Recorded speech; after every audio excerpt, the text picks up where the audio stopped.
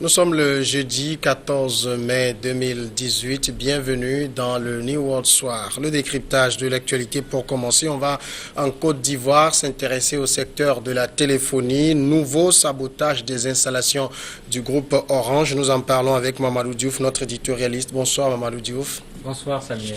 Le groupe français Orange, opérateur leader de la téléphonie mobile en Côte d'Ivoire, a dénoncé mardi un nouveau sabotage de ses installations après celui intervenu à la mi-mai en demandant l'aide des forces de l'ordre ivoiriennes du 31 mai au 9 juin 2018. Les équipes techniques d'Orange ont enregistré des coupures de câbles et vols d'équipement du réseau fibre dans 11 chambres de passage de câbles reparties dans la commune de Biétri, un quartier d'Abidjan, selon un communiqué du groupe. Mamadou Diouf, est-ce qu'on est là simplement dans un simple sabotage ou bien il y a des velléités de s'en prendre à un intérêt économique français?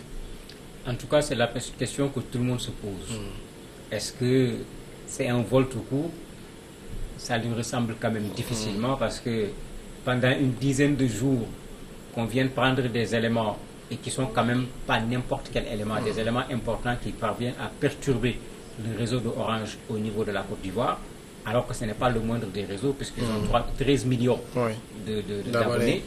Quand on perturbe ce réseau, est-ce que c'est juste le vol habituel où le gars a vu du cuivre, il veut prendre du cuivre, aller vendre sur le marché? On ne dirait pas. Parce que dans leur communiqué, ils parlent de câbles qu'on a coupés. Oui.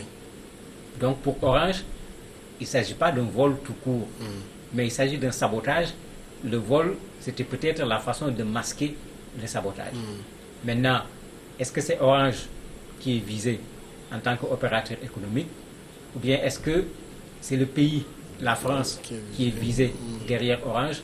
C'est encore tôt pour répondre. Peut-être que les enquêtes permettront après de savoir est-ce qu'on est juste devant un vol ou bien est-ce qu'il y a quelque chose derrière qui dépasse largement le fait de couper des câbles pour aller vendre sur le marché.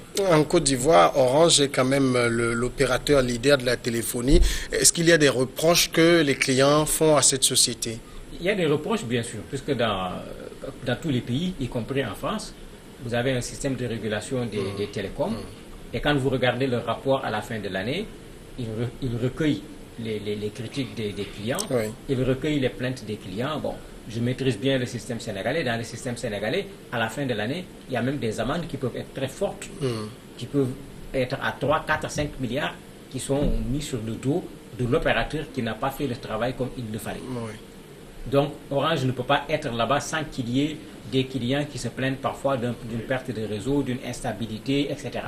Mais est-ce que cela suffit pour aller s'en prendre au système même de fonctionnement? Parce qu'Orange a certainement un guichet clientèle, ils ont un responsable des clients. Quand on veut se plaindre, il y a quelque part où on peut aller au niveau de Orange même pour se plaindre, à défaut, aller au niveau de l'organisme de régulation de la téléphonie pour pouvoir déposer sa plainte et voir satisfaite la demande qui a été déposée. Aller s'en prendre directement au matériel, je ne crois pas que ça ne puisse être l'œuvre directement des consommateurs parce qu'ils ne sont pas satisfaits. Alors, s'il y a sabotage, c'est-à-dire une volonté de s'en prendre à un intérêt français, Orange n'est pas le plus gros intérêt français en Côte d'Ivoire. Bien sûr, la France a d'énormes intérêts en Côte d'Ivoire. Orange est un de ses intérêts. C'est pourquoi j'ai dit pourquoi Orange. Parce que si c'était les intérêts français, puisque pendant 10 jours, les gens se sont mis à faire ce travail de sabotage. Ça avait déjà été fait également le 16 mai passé, et c'était toujours avec Orange. On peut se poser effectivement des questions. Pourquoi prendre Orange tout seul alors qu'il y a d'autres intérêts français qui sont là-bas? Bon, on aurait pu penser peut-être aux terroristes, mais ce n'est pas ça leur...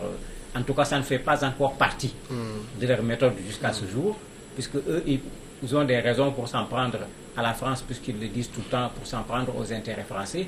Mais généralement, quand ils le font plutôt avec de la violence, mais pas de cette forme.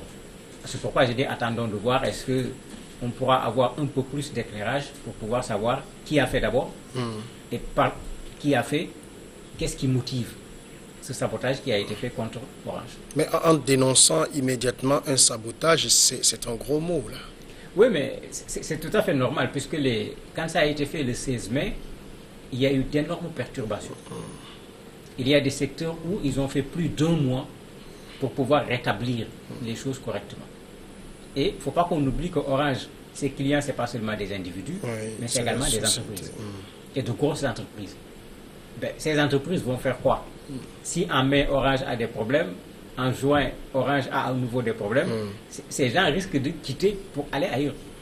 Donc quand ils disent sabotage, ce n'est pas du jeu parce que c'est la crédibilité de Orange qui va être mise en jeu. Et c'est pourquoi même dans le communiqué, ils en appellent à la protection des forces de l'ordre pour que le matériel qu'ils utilisent pour le travail, que ce matériel puisse être protégé. Puisque quoi qu'on dise, même si c'est Orange, ce qu'ils ont pris, c'est en fait, normalement, c'est le secteur public. C'est juste par la privatisation qu'on met cela à leur disposition. Ils sont en droit de réclamer à ce qu'une protection soit assurée par rapport à ces infrastructures qui permettent, au niveau de la Côte d'Ivoire, à Orange de pouvoir servir ses clients. Aujourd'hui, Orange a quand même déjà subi 2 attaques de son système. La société elle-même n'est pas capable d'assurer sa sécurité, les agents privés. Ça va être très compliqué, puisque Orange est rentré dans les fibres optiques. Quand on met les fibres optiques, il faut voir comment on creuse nos maisons, les trottoirs. Est-ce que Orange a les moyens de mettre des gens partout? Ça va être extrêmement compliqué pour la société et le coût que ça va coûter va se faire ressentir fortement. Parce qu'il risque, comme toute bonne société, de prendre ce coût et de le remettre dans le coût de la communication ou des services de façon générale. Je ne crois pas qu'Orange puisse assurer cette sécurité. Et d'ailleurs, quand les sociétés comme Orange viennent investir dans un pays, une des choses qu'on regarde, c'est qu'est-ce qu'on peut leur apporter en matière de sécurité. Ils ne se mettent pas dans la logique de garantir la sécurité de tout ce matériel qu'ils installent. Souvent, leurs sièges, leurs agences, etc., c'est là où ils mettent des agents de sécurité où c'est du privé. Mais en règle générale, ils s'assurent que l'État est capable d'assurer la sécurité de l'investissement. Parce que quand on enlève ces éléments, ça fait partie de leur investissement. Si un État n'est pas capable d'assurer l'investissement d'entreprises de la taille de Orange, généralement, le coût, ça ne sera pas seulement des problèmes sur place, mais l'entreprise risque de se délocaliser, quitter pour aller voir ailleurs. Donc, l'État de la Côte d'Ivoire même a intérêt à protéger Orange parce que c'est des milliers d'emplois pour la Côte d'Ivoire. Il y a quand même eu un premier acte posé en mai, et puis en juin, ça veut dire quoi? Qu'au niveau de l'État, en matière de sécurité des installations d'Orange, ça ne bouge pas vraiment? Bon, est-ce qu'au niveau de l'État, en matière de sécurité, ça ne bouge pas? Je dis toujours que la sécurité à 100%, ça n'existe pas. Parce que quelqu'un qui veut faire du mal, qui se promène pour regarder là où il n'y a personne pour faire ce qu'il veut faire, je ne vois pas quel État peut garantir la protection par rapport à un tel individu qui est malveillant et qui attend tout simplement le moment opportun pour poser un acte. Donc même quand on parle de l'État de la Côte d'Ivoire, il ne faut pas qu'on se fasse des illusions. Autant Orange ne pourra pas mettre des gens sur tout le long des fibres optiques, sur chaque chambre. Ici, il y en a 11 dans un seul quartier, mais il y en a combien à Abidjan, il y en a combien en Côte d'Ivoire, où trouver tout ce personnel qu'on va immobiliser 24 heures sur 24 pour pouvoir protéger ces installations de Orange. Je ne crois pas du tout que ni Orange, ni l'État ivoirien vont aller dans ce sens. Il faut plutôt aller dans le sens de l'enquête pour savoir qui sont ces perturbateurs et pouvoir mettre la main dessus pour arrêter ce sabotage. Alors, avec ce qu'il y a, toutes les perturbations qu'il y a aujourd'hui, est-ce que Orange ne risque pas de voir sur son dos de gros procès pour des pertes que les sociétés ont subies? C'est pourquoi j'ai dit, ce n'est pas seulement le sabotage matériel qu'il faut regarder, mais il faut voir les conséquences.